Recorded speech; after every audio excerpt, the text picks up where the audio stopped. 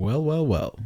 We're just 3 weeks away from Balan Wonderworld's release, and Square Enix have decided to drop the last 3 chapter videos, as well as more information on each of those stages.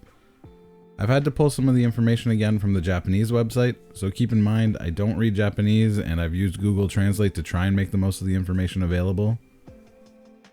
Just a quick reminder, there's still time to enter my Balan Wonderworld giveaway. I'll be giving away 1 digital copy of the game on your platform of choice. You have to be a subscriber of my channel to enter. Details on how to enter are in the pinned comment down below. I'm also curious what kind of content you'd like to see when the game fully launches. Would you like to see full stage run-throughs? Just tips on how to get items or costumes or things like that? Guides on how to raise Tims? Let me know in the comments down below and I'll see what I can do. Alright, let's get into it. Like always, we'll be discussing costumes, characters, and bosses from these 3 worlds. Spoilers will happen, so if you don't want to know any of this stuff, now's your chance to stop watching. Chapter 10. The Artist with Painter's Block. The main character of World 10 is Lucy Wong. Lucy was a famous painter and was extremely popular. She worked hard and really enjoyed creating her art. However, she gradually became dissatisfied with her work and started to get artist block and fell into a slump. Let's check out her short intro video.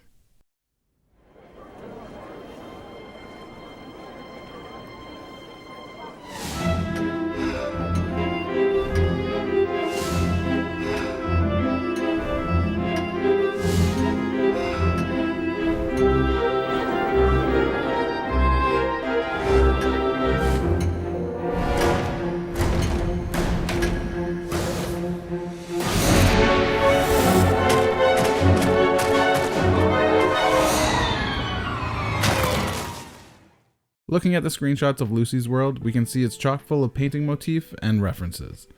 It also looks to be very confused and warped. We see stairs going this way and that, as well as paint splattered all over the stage. You'll also see paint supplies all over the area, things like paint tubes, brushes, and canvases. This world also seems to be introducing some really cool new mechanics, like invisible blocks that cannot be seen unless you're wearing a specific costume. You'll also notice drops and items are appearing on the walls, so there might be some way to rotate the levels so we can walk on these different surfaces, or maybe one of the costumes will hopefully allow us to do this. Chapter 10's 5 costumes are mostly themed around art and painting. Surprise, surprise. Let's go over them. Inky Blaster. They may have changed the name of this one, as it used to be referred to as the Cephala Painter. This costume looks like an octopus and will let you fire ink bullets at enemies and also color canvases in the area. The X-Ray Ape. This is a costume of a monkey with large glasses. While wearing this outfit, you'll be able to see transparent blocks and hidden items. Next up is the Air Unicorn. This is described as a unicorn outfit that will let you dress lightly. By pressing and holding the button, you can step in the air at great distances. This seems to be very similar to the Frost Fairy from Chapter 8 and will let you reach objects in the distance. The Sneaky Lizard. The Sneaky Lizard will let you act like a ninja. It should let you aim and then release the button to teleport to distant locations. It's unclear if this can be used anywhere or only at specific points in the stage. This will hopefully help navigate the topsy-turvy labyrinth of this world. Last up is Double Trouble. This rabbit costume will let you activate an ability that lets you separate souls. The soul separated from the main body can fly around freely in a short period of time and cannot be damaged. I'm not sure if we'll be able to pick up items while separated like this, but if you can, or if you can interact with the world like this, it sounds like it's really going to be a powerful costume. The boss of this world is Inkabel. She shoots frames with paint and thorns to attack, and so you'll need to think and move fast to stay alive while fighting this boss. Chapter 11. The Firefighter Who Longs to be a Hero. Ice Glover is the main character of World 11.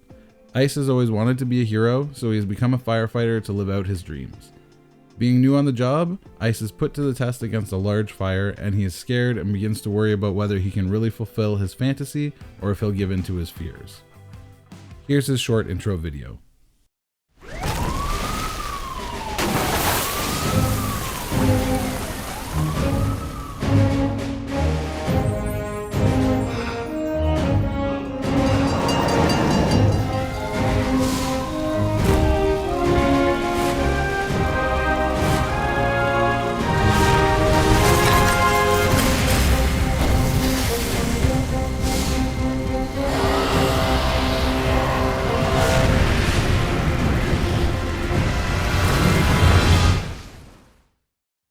Sticking with the fireman theme, this world will have lots of things like fire hydrants and fire hoses scattered throughout.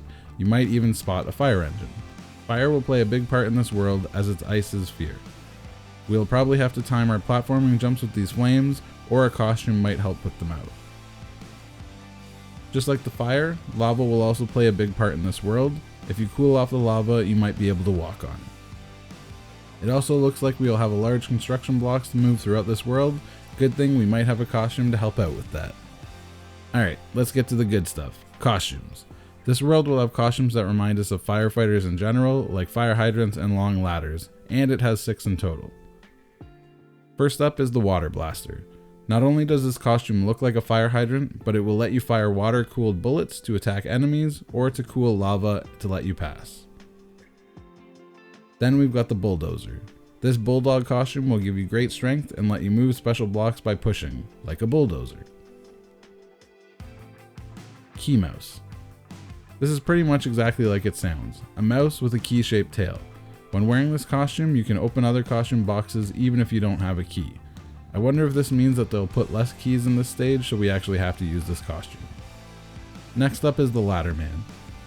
Themed after the fire engine's ladder, using this costume you'll be able to extend a long ladder to get to higher places when you activate it on specific tiles. This is how you should really be able to get to the pounding duck costume in World 6. It's also supposed to have a ladder themed attack against enemies. The flame blaster looks like a lion and will let you shoot fireballs at enemies. It also does not take damage from lava or fire, so it will make platforming in this world much easier. Lastly, we have the Iron Apollo. This is an astronaut costume with a rocket-like iron head. If you press and hold the action button, you will fly and destroy objects above. I actually hadn't seen this costume before, so it looks pretty cool. I wonder how high it can go, and if we'll be able to use it to get to hard-to-reach places as well. The boss of this world is the Hydrek, a fire hydrant fused with a hydra. It's said to release a large amount of lava from its tubes. It will also shoot hot blocks and flames. Sounds like the Flame Blaster costume will really make this fight a breeze. The last world we have to look at is Chapter 12, The Man Seen by No One. Our hero of this chapter is Bruce Stone. Bruce is an older guy who keeps picking up trash, trying to keep his city clean. However, the other residents don't seem to care and just litter more and more, almost as if they can't see poor Bruce at all. Here's his intro video.